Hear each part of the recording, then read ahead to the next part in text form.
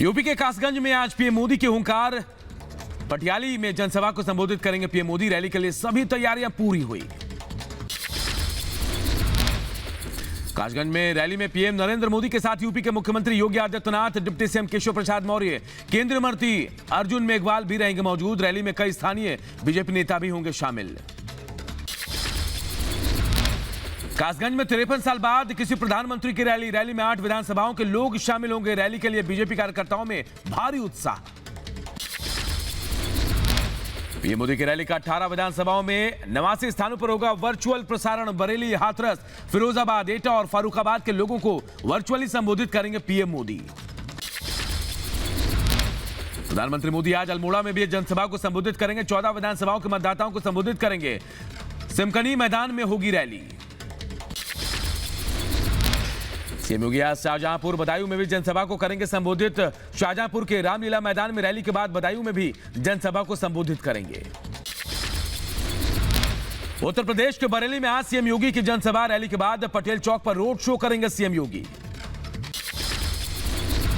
Mission UP पर गृह मंत्री अमित शाह बरेली और शाहजहांपुर में करेंगे प्रचार। बरेली की 2 विधानसभाओं और शाहजहांपुर की 1 विधानसभा में जनसभा को संबोधित करेंगे। बीजेपी अध्यक्ष जेपी नड्डा आज गोवा के दौरे पर। गोवा में 3 रैलियों को करेंगे संबोधित। पार्टी उम्मीदवारों के लिए करेंगे प्रचार।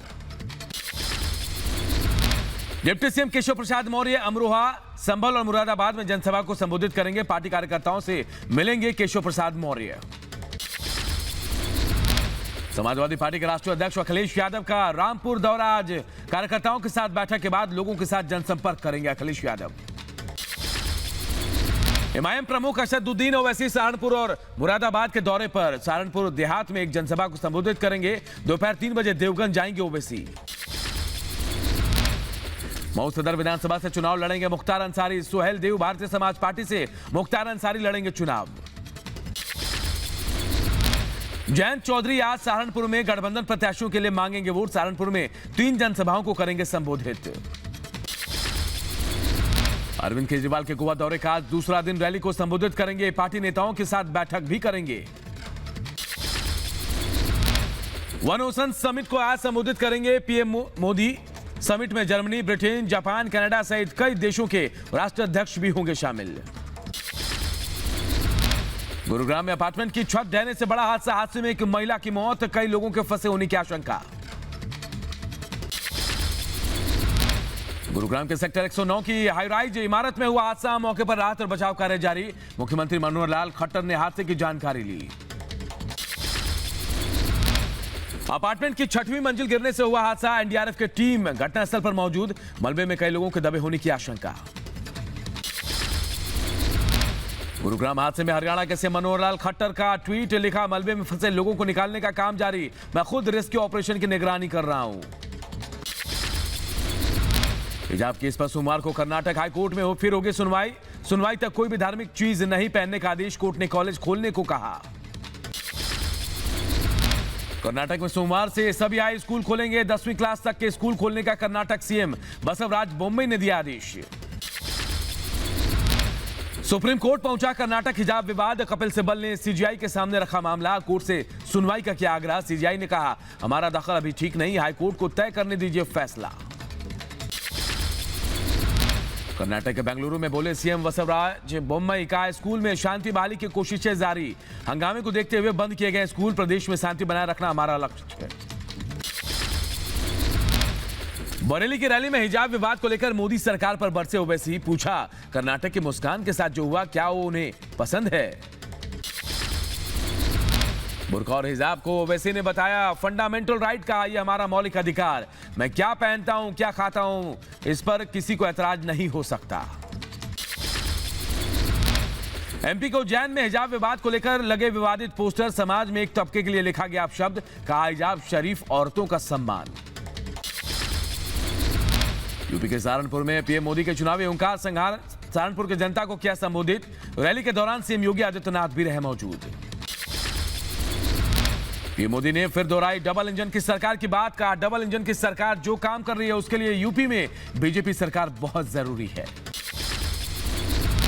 पीएम मोदी ने रैली में फिर यूपी को दंगा मुक्त और भयमुक्त करने की बात कही। कहा, जो हमारी बहन बेटियों को भयमुक्त रखेगा और अपराधियों को जेल भेजेगा, उसी को वोट दे जनता। वैक्सीन के बहाने पीएम मोदी का विपक्ष पर हमला। कहा, सत्ता में घोर परिवारवादी होते तो वैक्सीन रास्ते में कहीं बिक जाती और गरीब जनता तक नहीं पहुंचती।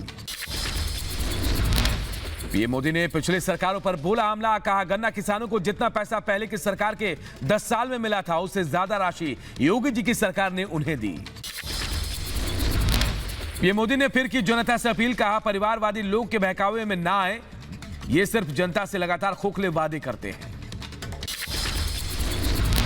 यूपी के सहारनपुर पहुंचे प्रधानमंत्री मोदी का लोगों ने किया भव्य स्वागत। सड़कों के किनारे खड़े होकर लोगों ने लगाए मोदी योगी किनारे। पीएम ने हाथ हिलाकर किया अभिवादन। रैली के दौरान सीएम योगी ने पीएम मोदी को दिया तोहफा। पीएम को स्टैच्यू ऑफ और हल किया गिफ्ट।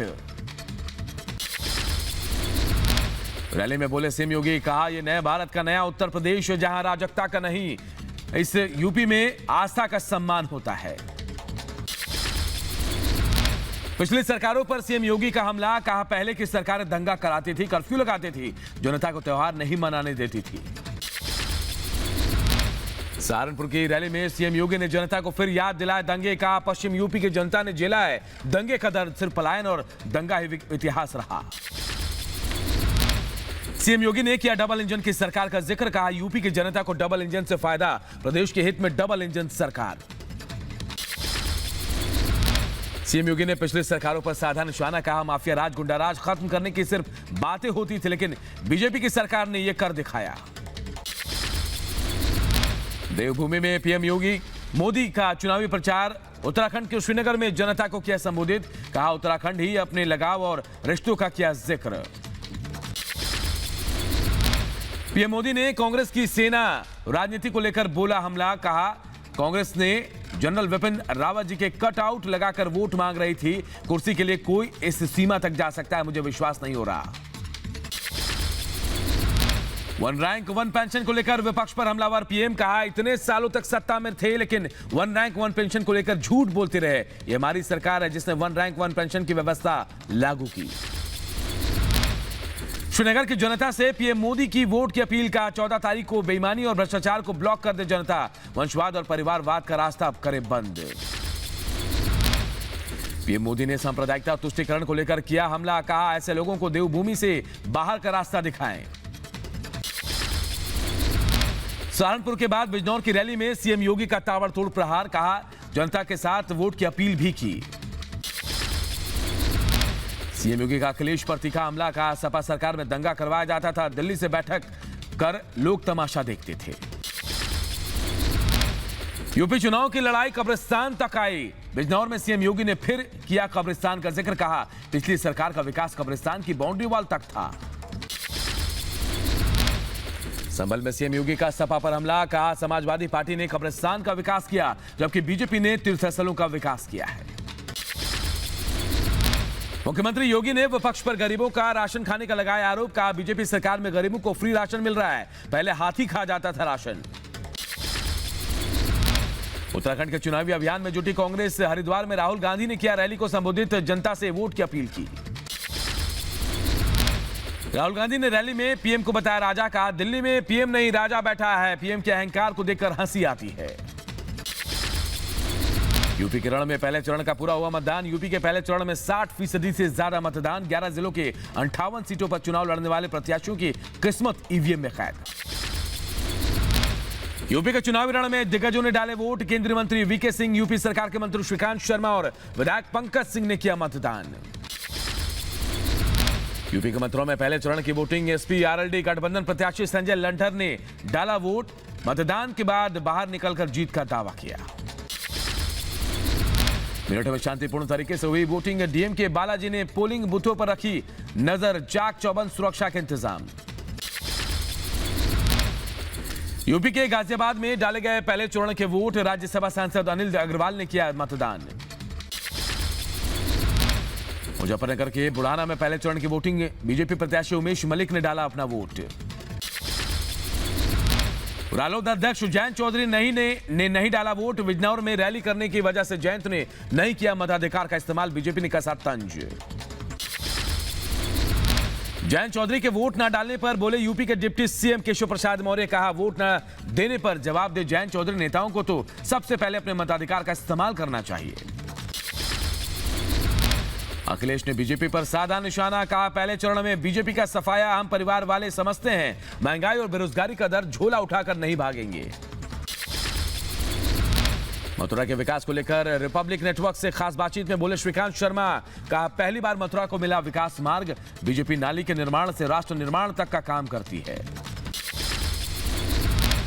बरेली में चुनाव प्रचार के लिए पहुंचे असदुद्दीन ओवैसी। रैली में बीजेपी पर जमकर साधा निशाना। 80-20 और सर्दी गर्मी की बात से नफरत पैदा नहीं होती है क्या? सरकार कट्टरता पर क्यों नहीं कदम उठाती? बीजेपी विधायक संगीत सोम ने अखिलेश यादव पर साधा निशाना। कहा अखिलेश यादव ने किसानों पर चलाई है गोलियां। करल से बीजेपी प्रत्याशी एसपी बघेल ने चुनावी मुद्दों का किया जिक्र। कहा उत्तर प्रदेश की कानून व्यवस्था को लेकर लड़ रहे हैं चुनाव। इस बार बीजेपी 300 पार। बीजेपी सांसद डॉक्टर महेश शर्मा ने सपा बसपा पर साधा निशाना। कहा पिछली सरकारों के समय यूपी में था माफिया राज। मोदी है तो मुमकिन है और योगी है तो यूपी सुरक्षित है। यूपी चुनाव के नतीजों को लेकर ओम प्रकाश राजभर का बड़ा दावा। कहा पहले चरण में सपा रालोद गठबंधन को मिलेगी 52 सीटें। पश्चिम की जनता को महंगाई, बेरोजगारी और किसानों की दिक्कत का एहसास। दिल्ली में रेसलर दिलीप सिंह राणा और खली ने ज्वाइन की बीजेपी। कहा पीएम मोदी से प्रभावित हूं। कांग्रेस ने यूपी के प्रत्याशियों की जारी की नई सूची। लिस्ट में 33 उम्मीदवारों के नाम। कांग्रेस प्रत्याशियों की 9वीं लिस्ट। अपना दल ने अपने 2 और प्रत्याशियों की लिस्ट जारी की। मिर्जापुर के 96 सीट से राहुल प्रकाश और शोहरतगढ़ के सिद्धार्थनगर से विनय वर्मा को दिया गया टिकट।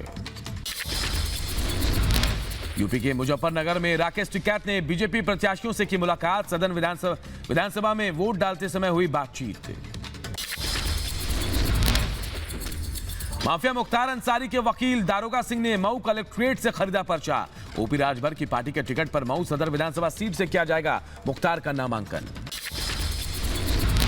उत्तराखंड के 2 दिवसीय दौरे पर मध्य प्रदेश के मुख्यमंत्री शिवराज सिंह चौहान जनसभाओं को संबोधित करते हुए बीजेपी के लिए कर रहे हैं वोट अपील।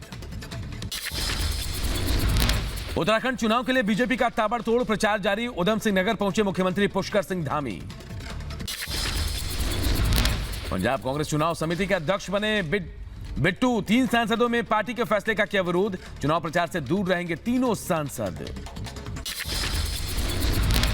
लखीमपुर कांड के आरोपी आशीष मिश्रा को जमानत। हाईकोर्ट की लखनऊ बेंच ने दी जमानत। लखीमपुर खीरी में किसानों पर गाड़ी चढ़ाने के मामले में जेल में बंद है आशीष। लखीमपुर कांड में आशीष के वकील आदेश सिंह का बयान। कहा आशीष मिश्र की जमानत स्वीकार की गई। हमें न्याय व्यवस्था पर विश्वास। देश में कानून का राज। आशीष मिश्रा के वकील ने एसआईटी जांच पर उठाया सवाल। का जांच ऑफिसर की कार्यप्रणाली सवालों के घेरे में। आशीष मिश्रा को गलत तरीके से फंसाया गया। आशीष मिश्रा की जमानत के बाद मृतक पत्रकार रमन के भाई ने लगाया आरोप। कहा हमारे वकीलों की बात नहीं सुनी गई। अजय मिश्रा के बेटे आशीष मिश्रा की जमानत पर अखिलेश यादव का तंज। कहा खबरदार रहना, जुल्मी हुकूमत के सियासत से उनके पाले पोसे बाहर आ रहे हैं। आशीष मिश्रा की जमानत पर प्रियंका गांधी का कटाक्ष। कहा किसानों का नरसंहार करने वाले पिता को प्रधानमंत्री ने नहीं किया बर्खास्त। आशीष मिश्र को जमानत पर एनसीपी नेता माजिद मिलन का बयान। कहा यूपी में बीजेपी को हार का डर। कांग्रेस नेता राहुल गांधी ने पीएम मोदी के इंटरव्यू पर कसा तंज। कहा पीएम कहते हैं कि राहुल गांधी सुनते नहीं, इसका मतलब ईडी और सीबीआई का दबाव राहुल गांधी पर काम नहीं कर रहा। राज्यसभा में टीआरएस सांसदों ने वेल में आकर किया प्रदर्शन। पीएम मोदी के भाषण पर जताया विरोध। टीआरएस सांसदों ने पीएम मोदी के खिलाफ विशेषाधिकार प्रस्ताव पेश किया। प्रधानमंत्री ने विधेयक के पारित होने के दौरान पीठासीन अधिकारियों पर उठाए सवाल। तमिलनाडु के बीजेपी ऑफिस पर देर रात हमला। चेन्नई दफ्तर पर रात करीब 1 बजे फेंका गया पेट्रोल बम। बंगाल के कोलकाता में चुनाव आयोग के दफ्तर के बाहर बीजेपी युवा मोर्चा का प्रदर्शन। आगामी नगरपालिका चुनाव के बीच जारी पुरानी अराजकता और हिंसा के खिलाफ नारेबाजी। महाराष्ट्र के नासिक पहुंचा लता मंगेशकर का परिवार। रामकुंड में विसर्जित की गई लता की अस्थियां। सुप्रीम कोर्ट ने बहाल की महिला न्यायिक अधिकार की नौकरी। महिला ने एमपी के हाईकोर्ट के जज पर यौन शोषण का लगाया था आरोप। इंद्राणी मुखर्जी ने दाखिल की जमानत याचिका, कोर्ट ने सोमवार तक स्थगित की जमानत पर सुनवाई। भगोड़े कारोबारी विजय माल्या अवमानना मामला, सुप्रीम कोर्ट ने दिया जवाब देने का आखिरी मौका। कोर्ट ने कहा अनुपस्थिति में भी सजा के मुद्दे पर आगे बढ़ाया जा सकता है। अहमदाबाद सीरियल ब्लास्ट मामले में अदालत आज करेगी दोषियों के लिए सजा का ऐलान। विशेष अदालत सीरियल ब्लास्ट मामले में 49 लोगों को दोषी करार दे चुकी है। राष्ट्रपति कोविंद आज मुंबई में राजभवन के नए हॉल का उद्घाटन करेंगे। कार्यक्रम में महाराष्ट्र के राज्यपाल भगत सिंह कोश्यारी, मुख्यमंत्री उद्धव ठाकरे भी रहेंगे मौजूद। जम्मू एयरपोर्ट से 3 संदिग्ध गिरफ्तार। फर्जी दस्तावेजों के जरिए विमान में सवार होने की कोशिश कर रहे थे आरोपी। जयपुर में रीट भर्ती पेपर लीक के विरोध में बीजेपी विधायकों का प्रदर्शन। सदन में ही सीबीआई जांच की मांग को लेकर धरने पर बैठे। देश में नहीं थम रहा है कोरोना की रफ्तार। 24 घंटे में सामने आया 67,084 नए केस। 1,241 लोगों की कोरोना से मौत। विदेश की यात्रा करने वालों के लिए केंद्र सरकार ने दी बड़ी राहत। अब विदेश से आने वाले को 7 दिन का क्वारंटीन अनिवार्य नहीं। ओमाइक्रोन से बचाव के लिए वैक्सीन की 4थी डोज लगा सकता है अमेरिका। मुख्य चिकित्सा सलाहकार एंथनी फैसी ने जताई संभावना। महाराष्ट्र के मुंबई में आरबीआई गवर्नर शक्तिकांत दास ने की प्रेस कॉन्फ्रेंस का 2022-23 में रियल जीडीपी ग्रोथ 7.8% रहने का अनुमान। आरबीआई गवर्नर शक्तिकांत दास ने रिवर्स रेपो रेट की दी जानकारी का बिना किसी बदलाव के रिवर्स रेपो रेट रहेगा 3.35%।